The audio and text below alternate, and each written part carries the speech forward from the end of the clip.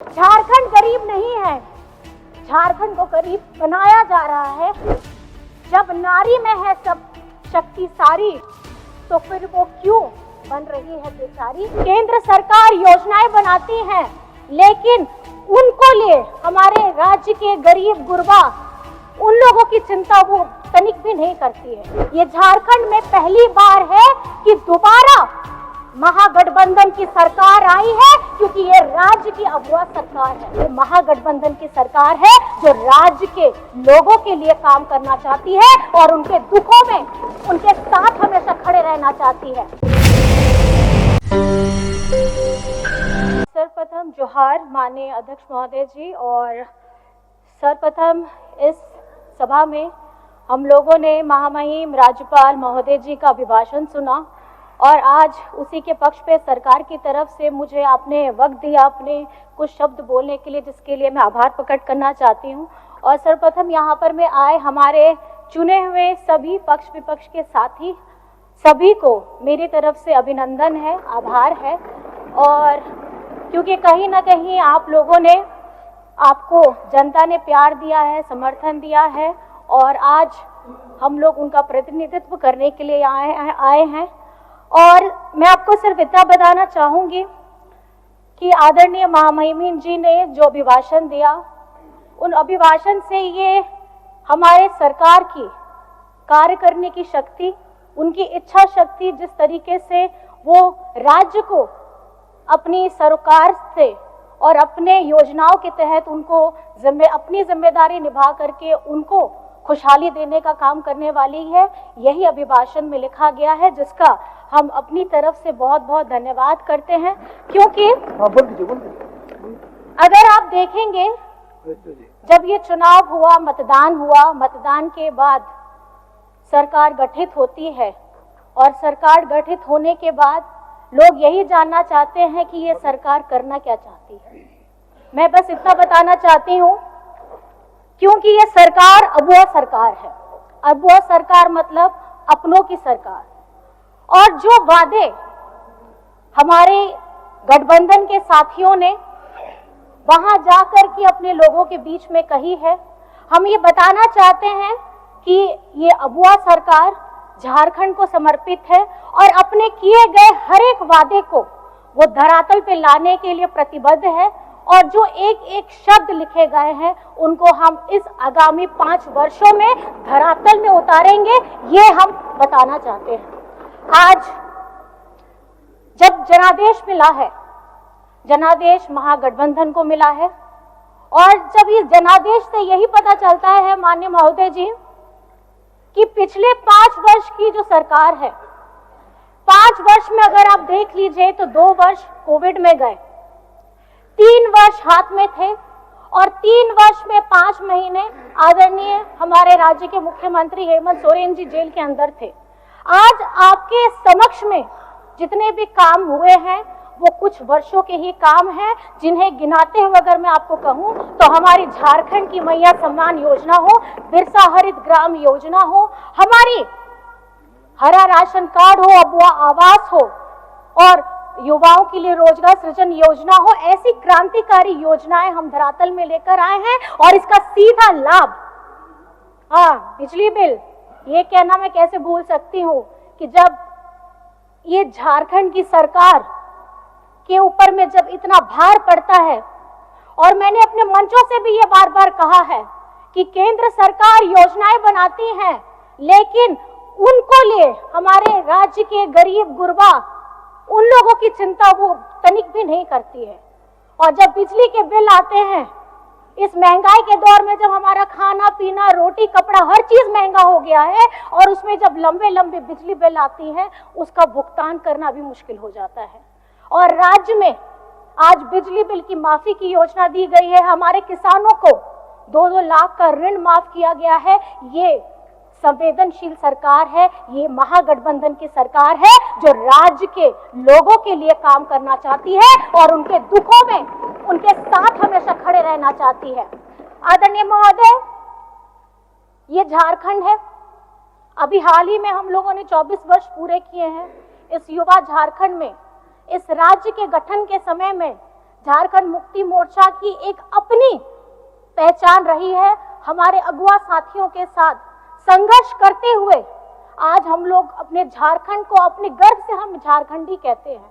मैं ये बताना चाहती हूँ, इस राज्य में जब किसी ने भी इस राज्य का नाम भी नहीं सोचा था, ये उपज है झारखंड मुक्ति मोर्चा की। और आज आदरणीय दिशमगुरु शिबू सोरेन जी के नेतृत्व में हम एक झारखंड बनाने का सपना भी पूरा किए हैं। और आज झारखंड में महागठबंधन की सरकार के 5 साल पूरे होने के बाद ये झारखंड में पहली बार है कि दोबारा महागठबंधन की सरकार आई है, क्योंकि ये राज्य की अगुवा सरकार है।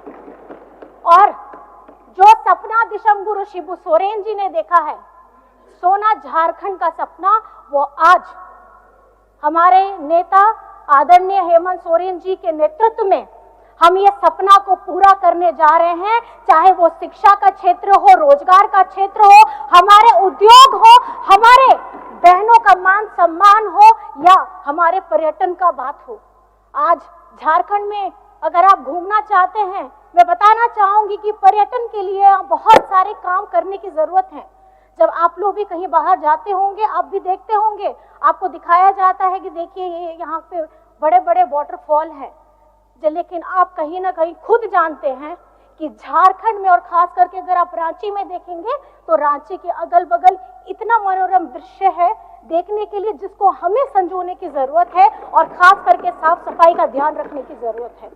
मैं ये सिर्फ इतना कहना चाहूंगी कि आज ये जो जीत हमें मिली है, जनादेश मिला है आदरणीय महोदय, इसके खास करके 2 कारण हैं। पहला कारण है हमारी जनता का बीजेपी के ऊपर में गुस्सा इसलिए क्योंकि 2019 में जब जनादेश हमारी गठबंधन सरकार को मिला, इन्होंने गिराने का क्या क्या नहीं करतब किया है, ये आप लोगों को सबको पता है आदरणीय महोदय। और उसी दौरान में इस साल के प्रारंभ में हमारे राज्य के मुख्यमंत्री को जेल में डालने का काम किया है और षड्यंत्र के तहत में किया है, क्योंकि एक आदिवासी नेता इनसे सहा नहीं जाता है। आदिवासी नेता जरूर है और दूसरी पार्टियों में भी है, मैं सम्मान करती हूँ, लेकिन झारखंड के जनहित मुद्दों को, अब उनकी बातों को, उनके ज्वलंत मुद्दों को अगर गंभीरता के साथ, मजबूती के साथ उठाया है तो आदरणीय हेमंत सोरेन जी ने उठाया है। और जिसका खामियाजा ये हुआ है कि इस साल उनको जेल में भी डाला गया। और ये जनादेश झारखंड की आदिवासी मूलवासियों ने दिया है, और ये जनादेश इसलिए दिया है क्योंकि हर तकलीफ झेलते हुए इस महागठबंधन सरकार ने हमारे राज्य के विकास के लिए काम किया है और आगे करने का उन्होंने ये बुनियादी विश्वास जताया है कि यही वो सरकार है जो इनके जन मुद्दों को बड़ी गंभीरता के साथ सदन में उठा भी सकती है और तुरंत अगर कोई योजना आई है तो उस योजना को लागू भी कर सकती है। मैं आप सभी से बस इतना कहना चाहूंगी, क्योंकि जनादेश मिली है, बड़ी जनादेश है, तो जिम्मेदारी भी बहुत बड़ी है। और जिम्मेदारी ये बड़ी है कि किस तरीके से हम अपनी जनता की आशाओं का, उनके सपनों को हम पूरा करेंगे, क्योंकि देखते ही देखते 5 वर्ष कैसे पिछला वाला बीत गया है आप सभी जानते हैं, उसी तरीके से 5 वर्ष फिर बीत जाएगा। बस मैं ये कहना चाहूंगी, जिस तरीके से हम लोग अपने सब एक वादों को, अपने सब एक शब्द को जब कहीं पे बोलते हैं, कहीं पे कहते हैं, हमें ये अपने अंदर में संकल्पित करना होगा कि हम उन हर एक शब्दों को जीवित कैसे करें।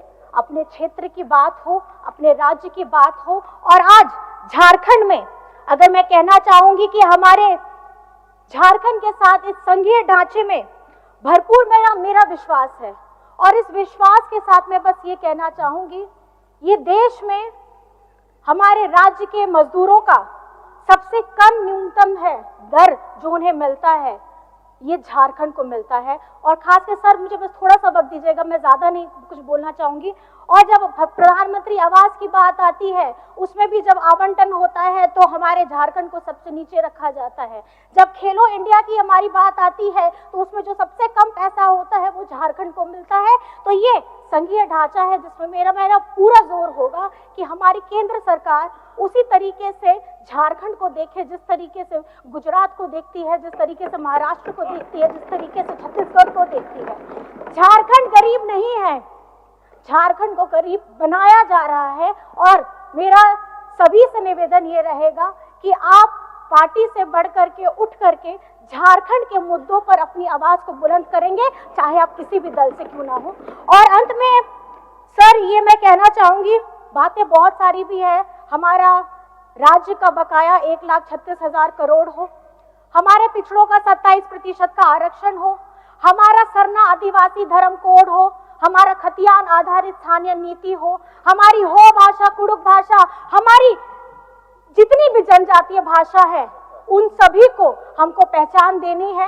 और उसके साथ में जिस तरीके से हम लोगों ने मुंडारी भाषा भी, हमारी बहुत सारी भाषाएं हैं, मैं चाहती हूँ क्योंकि ये संस्कृति हम आदिवासी समाज से आते हैं और पूरे गर्व के साथ कहते हैं कि ये हमारी पहचान है, चाहे हमारी संस्कृति, हमारी भाषा, हमारी बोली, हमारे खान पान, हमारे रहने सहने का तरीका हो, हम ये झारखंड राज्य है सर।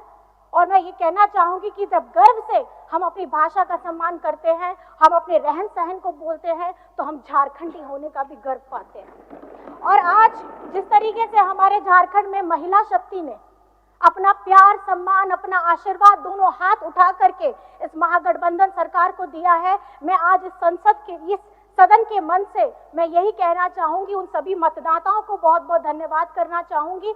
और उन सभी माताओं को जो आज घर में बैठ करके सिर्फ ये नहीं देखती कि सरकार किसकी बन रही है, बल्कि घर से बाहर निकल के बूथ में बटन दबा के ये बताती है और अपना राजनीतिक ढंग, उनको राजनीतिक नेता कैसा चाहिए, वो ये बताने का प्रयास करती है। दो शब्द है कि जब है नारी में शक्ति सारी, जब नारी में है सब शक्ति सारी, तो फिर वो क्यों बन रही है बेचारी। क्योंकि आने वाला वक्त, आने वाला कल, ये सदन जिस तरीके से हम महिलाओं के लिए 33% की बात करते हैं, और यहाँ पे आप लोगों को महिलाओं की संख्या बढ़ी हुई मिलेंगी, ये हम सबको सुनिश्चित करना है। और हमारी 12 महिलाएं जो यहाँ पर में आई हैं, अब 12 से 24 कैसे करिएगा, ये आप सभी को अपनी बातों के द्वारा, अपने कामों के द्वारा, अपने दृढ़ निश्चय के द्वारा ये संकल्पित करना है। और हमारी सरकार जिस तरीके से सारी योजनाएं धरातल पे लेकर के आना चाहती है,